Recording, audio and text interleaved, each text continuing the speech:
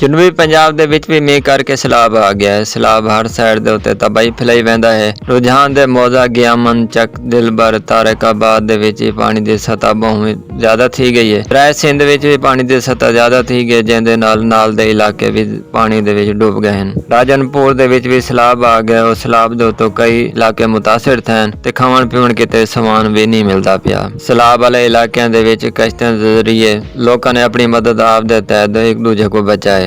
ਉਡੋ ਬਲਿਸਤਾਨ division ਦੇ ਵਿੱਚ ਵੀ ਸੈਲਾਬ ਨੇ ਹਰ ਸਾਈਡ ਦੇ ਉੱਤੇ ਤਬਾਹੀ ਫੈਲਾਈ ਹੋਈ ਹੈ। ਜ਼ਿਲ੍ਹਾ ਗਾਂਜੇਪੁਰ ਮੰਗ ਦੇ ਵਿੱਚ ਵੀ ਕਈ ਦਿਹਾਤ ਪਾਣੀ ਦੇ ਨਾਲ ਡੁੱਬ ਗਏ ਹਨ।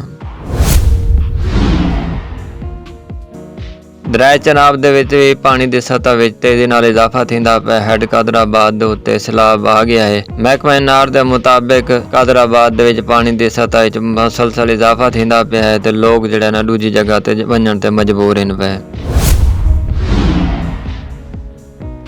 ਪੰਜਾਬ ਦਾ ਸਪੀਕਰ ਕੌਣ ਬੜਸੀ ਫੈਸਲਾ ਅੱਜ ਥੀ ਸੀ।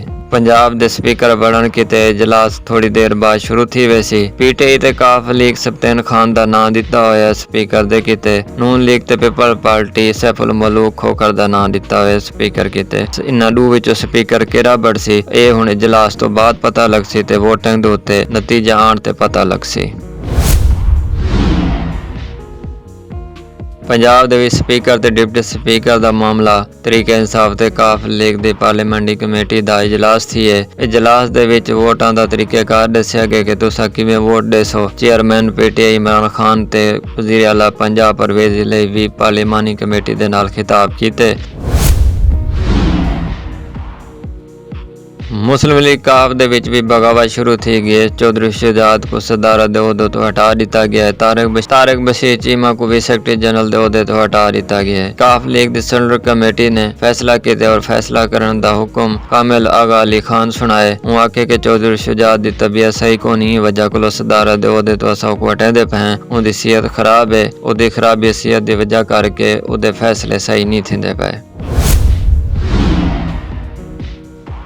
स्पीकर कौमी असम्बली 11 खिलाड़ियों को आउट कर देता है। ये स्पीकर कौमी असम्बली का बहुत बड़ा फैसला है। तरीके इंसाफ के 11 अरकान ਜਿਹੜੇ कौमी असम्बली ਦੇ ਵਿੱਚ शामिल ਹਨ ਉਹਨਾਂ ਨੁਮਾਇੰਦੇ ਹਨ ਉਹਨਾਂ को फारिग कर ਦਿੱਤਾ ਗਿਆ ਹੈ। ਉਹਦੇ ਵਿੱਚ ਸ਼੍ਰੀ ਮਜ਼ਾਰੀ ਅਲੀ ਮੁਹੰਮਦ ਫਰਖ ਹਬੀਬ ਅਜਾਜ਼ ਸ਼ਾਹ ਅਕਰਮ ਚੀਮਾ ਜਮੀਲ ਖਾਨ ਵੀ ਸ਼ਾमिल ਹਨ ਤੇ ਨਾਲ ਦੇ ਨਾਲ ਕਰਕੇ ਸ਼ਾਹਿਦਾਨਾ ਗੁਲਜ਼ਾਰ ਫਜ਼ਲ ਮੁਹੰਮਦ ਫਖਰ ਜ਼ਮਾਨ ਸ਼ੌਕਤ ਖਾਨ और शकूर शाद ਦੇ ਵੀ ਅਸਤੀਫੇ ਮਨਜ਼ੂਰ ਕਰ ਦਿੱਤੇ ਗਏ ਹਨ। दूजी बारी वोट करावन के बजाय नवे इलेक्शन थीमण का मामला तय पा गया है। शेख रशीद बहुत बड़ा दावा कर दिता है। ट्विटर के उत्ते लिखे कि अक्तूबर दे विच इलेक्शन थी सन सारे मान चुके हैं, सिर्फ फजल रहमान नहीं मन्या। उहदा मामला भी जल्दी तय थी वैसी। नालों ये भी आखे कि मौजूदा हुकूमत उनके इतिहादी अपनी सियासत बर्बाद कर चुके हैं। शेख रशीद ये भी आखे कि हुक्मरान आवाम दे विच वंजण तो डरदे हैं और ना वो इस काबिल रहन। जमहूरियत इन्ना मजाक बढ़ा के रख दी है ते असम्बली को तमाशा बढ़ा ਦਿੱਤੇ। ਡਾਲਰ 250 ਰੁਪਏ ਦੇ ਉੱਤੇ ਚਲਾ ਗਿਆ ਹੈ ਤੇ ਬਿਜਲੀ 10 ਰੁਪਏ ਨਾਲ ਬਈ ਮਹਿੰਗੀ ਕਰ ਦਿੱਤੀ ਹੈ। ਡਾਲਰ ਮਹਿੰਗੇ ਥੀਵਣ ਨਾਲ ਤੇ ਬਿਜਲੀ ਮਹਿੰਗੀ ਥੀਵਣ ਨਾਲ ਮਾਰਕੀਟਾਂ ਬੰਦ ਥੀ ਵੈਸਨ।